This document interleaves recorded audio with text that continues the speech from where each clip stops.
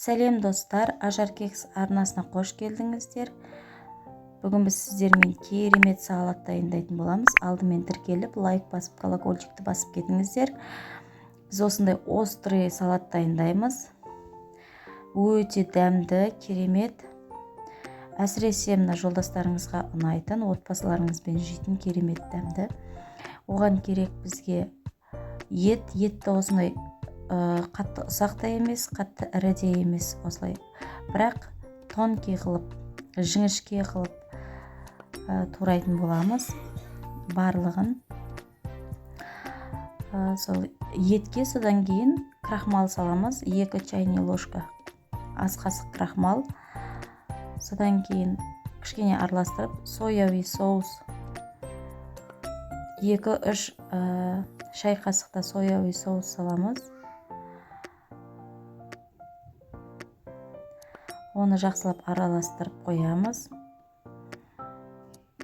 Маринадталып тұру үшін қуырған кезде жұмсақ болып шығатын болады.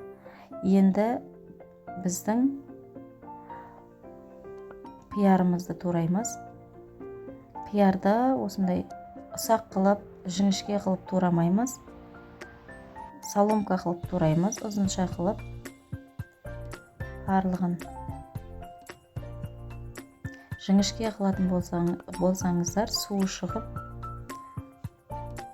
соғын жоғалтып алады. Осылай видеодағыдай тураймыз.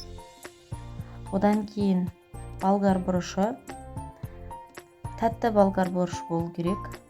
Мен түсі әдемі болсын деп сарысын алдым. Қызылы, сарысы жарай береді. Араластырып та жасасаңыздар болады. Жақсылап тазалап аласыздар. Оны да соломка қылып турайтын боласыздар. Артық жерін алып, соломка қылып тураймыз.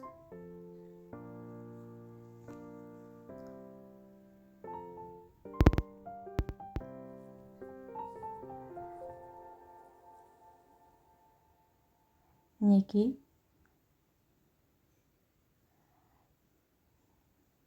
Содан кейін қызанағымызды аламыз. Қызанағымызды тазалап, оны да ірілеу қылып, ұсақ емес, созақша қылып тураймыз. Қатты ұсақ қысаңыздар, езіліп кетеді. Соғы шығып, видеодағыдай турап аламыз. Содан кейін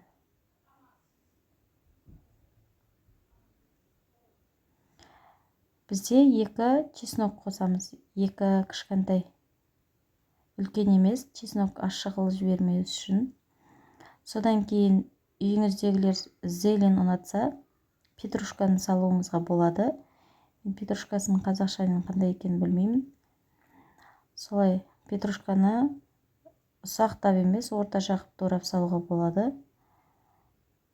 Өздеріңіздің қалауларыңыз бойынша. Сарымсақ, чеснокты турап алып, бір шеткеге қойып. Содан кейін жаңағы етімізді қуырып бастаймыз. Азғантай майға, көп емес. Қуырылып жатқан кезінде араластырып 5 минут қызартып қуырғаннан кейін бетін, қақпағын 10 минутқа жауып қоямыз. Содан кейін жаңағы чесногымызды, сарымсағымызды жаңағы салатымызға саламыз. Оның үстіне етімізді және 1 шай қасық паприкамызды, ащы паприкамызды саламыз. Содан кейін барлығын бірге араластырамыз. Ешқандай соустың керегі жоқ. Жаңағы еттің қуырылған кезіндегі өзінің соғы өте дәмді, ерекше дәм береді. Соны барлығын салып, бір келгетіп араластырамыз. Және безендіру үшін азғантай күнжутты бетіне сеуіп жіберсеңіздер, әрі дәм береді, әрі өте әдемі көрінеді. Ас болсын. Видеоға ұнаса лайк басыңыздар. Каналға тіркеліп кетуді ұмытпаңыздар. Сау болыңыздар.